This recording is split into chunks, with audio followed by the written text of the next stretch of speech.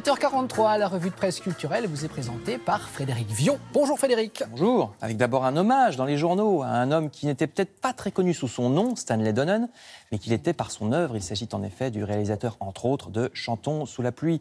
Immense comédie musicale de 1952 avec Gene Kelly. Vous voyez le dossier de 4 pages qui lui est consacré ce matin dans Libération. Il fit aussi danser Fred Astaire ou Audrey Hepburn avec à la fois grâce, élégance, humour et innovation visuelle. Je cite Martin Scorsese qui, a priori, sait de quoi il parle. Ouais. Vous trouverez également dans La Croix ou dans l'Humanité ces articles sur Stanley Donen qui avait pour particularité d'inclure dans ses films des scènes merveilleusement fluides à l'écran mais qui réclamaient jusqu'à 1 an de travail au montage pour une seule scène, comme dans une séquence où Gene Kelly danse avec Jerry, la souris de Tom et Jerry, ce qui en 1945 était une prouesse dans le film Escales à Hollywood, dont il signait la chorégraphie. Il n'était pas encore réalisateur à l'époque. On considère généralement que son plus grand film, Chantons sous la pluie, est le film le plus aimé du cinéma mondial. Stanley Donen nous a quittés à l'âge de 94 ans, comme vous le savez, la semaine dernière. Je reviens à notre époque.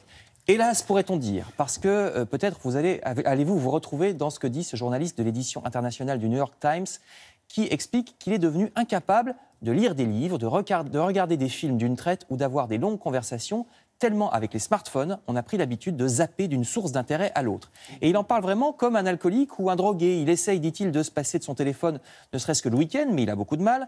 Et le pire, c'est que son addiction ne le rend même pas heureux. Les réseaux sociaux, par exemple, sont une perte de temps et en plus un énervement, dit-il, le plus souvent, à tel point qu'il a demandé de l'aide à une journaliste scientifique qui lui a conseillé d'installer d'abord un déverrouillage de smartphone qui prend une bonne dizaine de secondes. Comme ça, on l'utilise vraiment quand on a besoin et non pas par réflexe. Le journaliste s'est aussi inscrit sur conseil donc, de sa collègue à des activités manuelles et au fur et à mesure, il a retrouvé cette sensation délicieuse de ne pas être connecté en permanence et d'avoir parfois l'impression d'être seul avec ses pensées. Ah ouais. C'est l'expression qu'il utilise. C'est vrai qu'avec les smartphones, on remplit toutes les interstices de la vie. Ouais. Le Figaro, lui aussi, s'inquiète de cette addiction au portable, d'autant plus que nous avons tendance à devenir des monstres sur les réseaux sociaux, très agressifs, parce qu'on ne voit pas la personne à qui on balance des horreurs dans la figure, donc il n'y a pas de frein. Vous savez, on ne se rend pas compte qu'on fait du mal, ou alors on le sait, mais c'est pas pareil si on n'a pas la personne.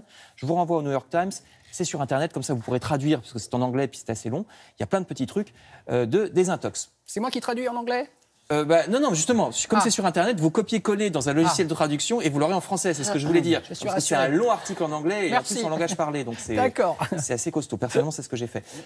Enfin, je termine avec quelques activités sans téléphone portable. D'abord, le Figaro toujours nous apprend que 2 films sur les Beatles vont sortir, dont un l'été prochain par le scénariste de 4 mariages à un enterrement, donc ça promet. Il y aura aussi une exposition et un livre sur la base des souvenirs des fans, ce qui est assez nouveau.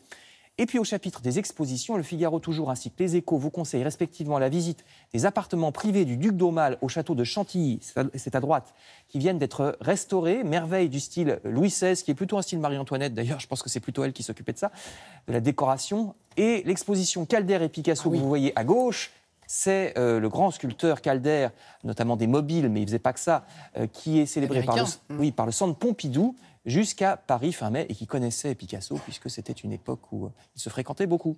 Oui, Béatrice nous l'a présenté la fin de semaine dernière, c'est absolument magnifique. Merci beaucoup, Frédéric.